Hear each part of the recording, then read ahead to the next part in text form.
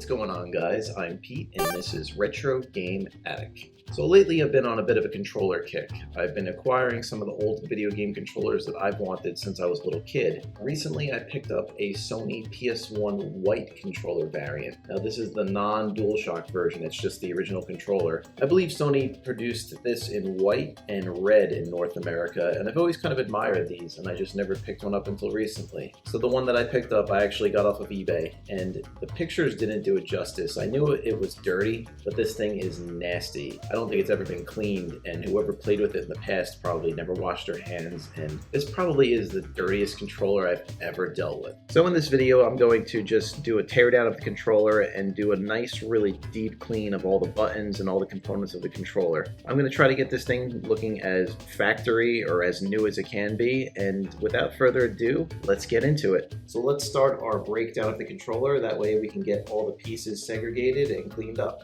As always, I'll start by removing the Phillips head screws on the back of the controller. And now that all the screws are removed, we can split the two halves of the controller shell. Normally they come out pretty easily, but that gunk in between the two controller halves is acting like a glue and is kind of holding it together, so it took a little bit of work, but I eventually got them apart. And here we'll get a close-up. You can see the sides. It's just brown and just caked up with nastiness. And it's all along the tops, the sides, the bottom. And then we'll check out the front half. Objectively, it doesn't look as dirty. I guess most of the stuff is collected on the bottom half of the controller. But it's still pretty gnarly, so we're going to make sure we do a good job of cleaning it up. And then next up, I'll remove the PCB from the controller and set that aside. The PCB actually looks like it's in pretty good shape and not too dirty. But being that we have it open, we're going to still clean it up. And we'll put that aside. And you can see the rubber backings of the buttons on the top half of the controller. Again, those don't look too bad either, and we'll peel those up. Not too bad. The start and select button, you can't really see it from the video, but they're a little dirty. We pulled up the D-pad backing, and again, that doesn't look too bad. Once we remove the D-pad, it really shows how nasty this controller is. So on the black portion of the D-pad, you really can't see it too well, but take my word for it, it's gross. And then look on the inside of the controller shell, like that is just caked up. The D-pad was just sticking and barely moving at all, and this nastiness was the culprit. And then next up, I'll remove the buttons. They're pretty gross too. And then on the inside of the controller shell where the buttons were is nasty as well. We've established that the controller shells are pretty grody and nasty, so let's get started on cleaning those up. And then one more thing before we get started, I'll remove those L and R buttons from the back half of the controller. So I put all the pieces of the controller in a little baggie and set it aside for safekeeping. And now we're finally ready to get started cleaning. I'll put the back half of the controller on a paper towel. I just sprayed a little bit of all-purpose cleaner to maybe clean up the edges of the controller. And then I sprayed some of the cleaner on cotton swabs, and I started just to work at it. And as you can see, it's coming off pretty quickly, which is great. I think that pre-soak was a good idea rather than trying to spray it directly onto the cotton swab. And we'll keep working at it here. We'll just go through all along the sides. And I removed most of the stuff on the sides here by just doing this method. And then for the really stubborn stuff that I couldn't get up with the cotton swab, I just took a small flathead screwdriver and just gently scraped it off. And that seemed to do the trick without scraping the plastic or anything like that.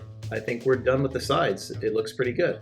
And then next up I moved on to the back of the controller. With those markings on the back where the Sony logo is and all the other information, I just again took that flathead screwdriver and just scraped along the edges of there, and it seemed to scrape off pretty easily as well. And then to get into those tight spaces, I just took an old toothbrush and sprayed some cleaning solution on there and just scrubbed at it. And it seemed to work pretty quickly. I had to work at it for a little while to get it perfect, but you can see the results here. It looks like night and day compared to how it was. And I'll keep scrubbing along here, and I think that's as good as I'm going to get it. It looks awesome. And next up we'll get started with the front half of the controller. Again, just spraying some cleaning solution on a paper towel and doing a good nice wipe down to get all that crustiness off the front of it. And then again for the sides, I did the same method as before with the cotton swab and the cleaning solution, and I just kept working at it until I can get just about all of it out. I paid particular attention to the shoulder buttons. That's like the tightest spot to work in, and it seems to be the hardest to get fully cleaned, but I think I did a pretty good job.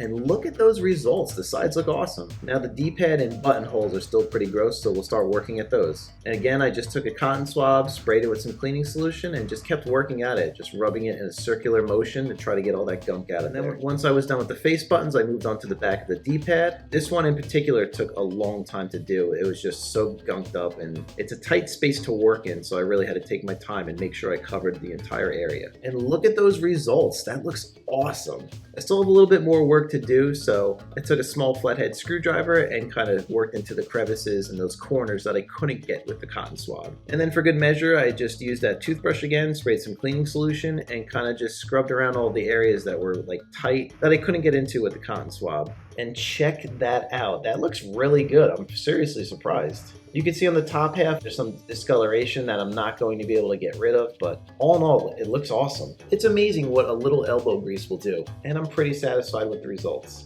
And now we'll move on to the buttons. I'll clean up that D-pad again with the cotton swab. And then I moved on to the shoulder buttons, cleaning up those areas and the little rubber pads underneath. And then for the rest of the buttons, I scrubbed them with the cotton swab, and they all turned out pretty great. Now moving on to the wire of the controller. This was actually the hardest part. The controller cord was so stained up, I had to work at it for like 5 to 10 minutes to get it like halfway decent looking. By far the dirtiest controller cord I've ever dealt with. I just worked in small areas, and then in these areas I kind of twisted as I was scrubbing, just making sure I got full coverage all around that cord. And I just kept working at it in little small sections, holding it tight as I'm scrubbing. And then finally for the controller connection, I just put a little bit of isopropyl alcohol on a cotton swab and kind of just clean those contacts at the tip of the controller very gently. And then rounding up towards the end here, I moved on to the PCB and I just did a little bit of isopropyl alcohol and cleaned up all the contact points. And amazingly, nothing really came off of there. It was pretty well preserved. And here's that cord all cleaned up.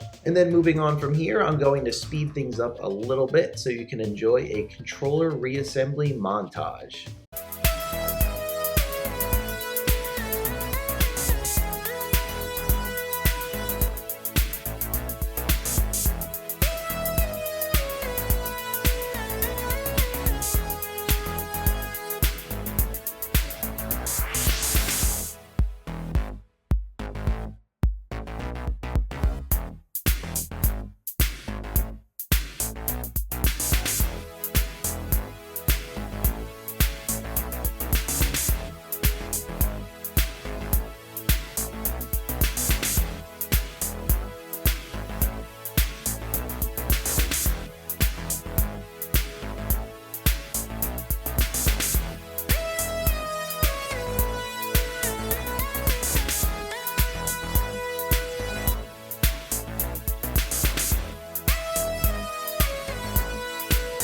And here it is, guys. Here's the final product.